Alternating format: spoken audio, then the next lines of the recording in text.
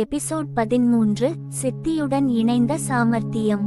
ஆஞ்சநேயனின் வாழ்க்கையில் சித்தியையும் சாமர்த்தியத்தையும் ஒன்றாக்கி சுய அறிவை மேம்படுத்துவதற்கான பயிற்சி மிக முக்கியமானது.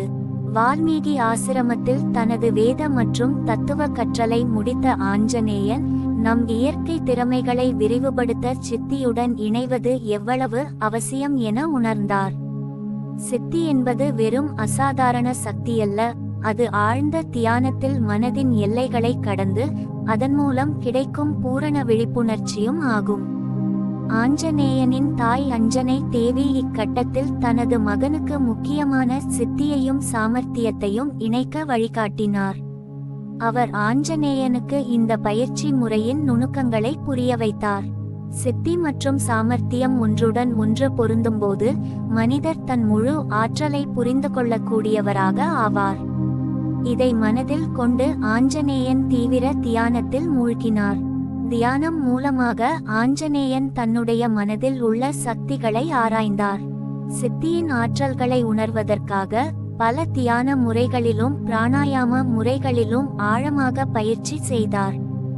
ஒவ்வொரு முறையும் தனது எண்ணங்களையும் உணர்வுகளையும் முழுமையாக கட்டுப்படுத்தி தனது மனதை ஒருமைப்படுத்த கற்றுக்கொண்டார்.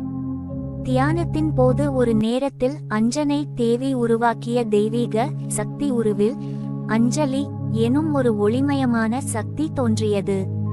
அஞ்சலி ஒரு தெய்வீக உருவம் போல ஆஞ்சநேயனின் முன்னிலையில் தோன்றி அவருக்கு சரியான வழிகாட்டல்களை வழங்கினாள்.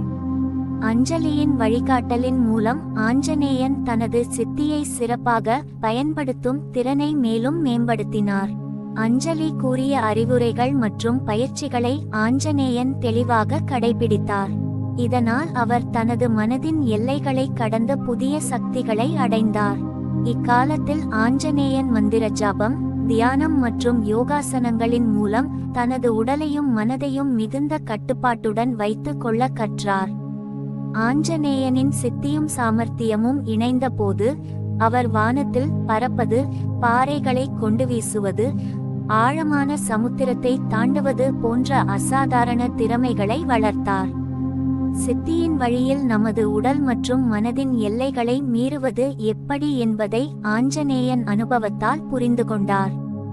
இந்த பயிற்சியினால் ஆஞ்சநேயனின் ஆன்மீக ஆற்றலும் உடலின் வலிமையும் அதிகரிக்க பெற்றது. அவரது சித்தியும் சாமர்த்தியமும் இணைந்த போது அவர் தன்னுடைய மனதில் கொண்டவை எல்லாம் அடைந்தவராக, மறைமறையாக நிறைந்த அறிவின் பூரண வடிவமாக ஆனார். இதனால் அவருடைய ஆற்றல்கள் எந்த உச்சத்திலும் இருந்தாலும் அவர் அதை கட்டுப்படுத்தும் திறனை வளர்த்தார்.